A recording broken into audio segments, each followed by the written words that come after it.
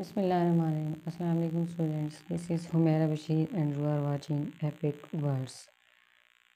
आज हम डिस्कस करेंगे जी composition of atmosphere. Composition of atmosphere को डिस्कस करने से पहले थोड़ा सा हम ये देख लेते हैं कि एटमॉस्फेयर बेसिकली होता क्या है। लास्ट वीडियो में हमने डिस्कस किया था इम्पोर्टेंस ऑफ विटामिन्स को, और आज 14 चैप्टर हम स्टार्ट कर रहे हैं केमिस्ट्री 10th का। इसमें हम डिस्कस करेंगे composition of atmosphere. Atmosphere basically एक ऐसे माहौल को कहते हैं जहाँ लिविंग थिंग्स का बसेरा होता है, जहाँ लिविंग थिंग्स रह रहे होते हैं। इसको हम एटमॉस्फेयर का नाम देते हैं। Atmosphere is divided into 4 regions. Atmosphere को हम 4 रीजन्स में डिवाइड करते हैं, और हर रीजन का एक अपना नेचुरली कैरेक्टरिस्टिक्स होती हैं। हर रीजन की अपनी ही खुसूसियात होती हैं। बट ह्यूमन एक्टिविटीज़ जो हैं, इन ह्यूमन एक्टिविटीज़ की वजह से हर रीजन का जो नेचुरल सिस्टम है वो डिस्टर्ब हो रहा है। क्योंकि लेट्स सपोज हम ये कहते हैं कि हमारा ह्यूमन एक्टिविटीज़ में जो एक मेन इम्पॉर्टेंट फैक्टर है वो है धुआं। जो हम इंडस्ट्री में इंडस्ट्री से जो धुआं निकलता है वो हमारे ऑटोमेटिकली नेचुरल सिस्टम को डिस्ट्रॉय कर रहा है, डिस्टर्ब कर रहा है, तबाह कर रहा है, बर्बाद कर रहा है।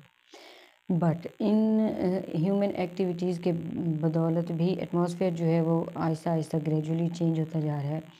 इन इफ़ेक्ट्स को, इन चेंजेस को हम इस चैप्टर में इंशाल्लाह डिस्कस करेंगे।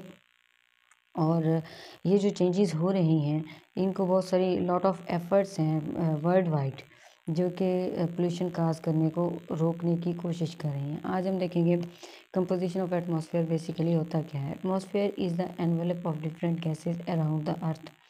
एटमॉस्फेयर क्या है? एक एनवेलप है, ऐसे समझ लें एक लिफाफा है मुख्तलिफ़ गैसों का अराउंड अर्थ, ज़मीन के इर्द गिर्द। आम ज़ुबान में अगर मैं आपको समझाऊँ, मैं आपको बताऊँ तो एटमॉस्फेयर एक ऐसे समझ लें एक थैला है बहुत सारी गैसों का। हमारी ज़मीन के इस ज़मीन के इर्द गिर्द बहुत सारी गैसेस का थैला है, वो एटमॉस्फेयर है। About 99% of atmospheric mass lies within 30 kilometers of the surface and 75% lies within the lowest 11 kilometers.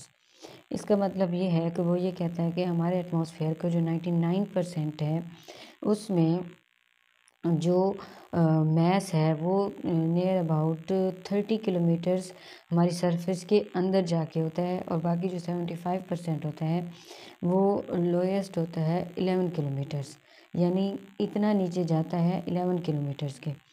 और टेबल अगर एक आपकी बुक में छोटा सा दिया हुआ है, उसमें हम ये चीज़ देखेंगे कि कंपोजिशन ऑफ ड्राई एयर क्या है, यानी कंपोजिशन जो है एयर की, उसमें गैसेस कौन कौन सी हैं और कौन सी गैस कितने % है।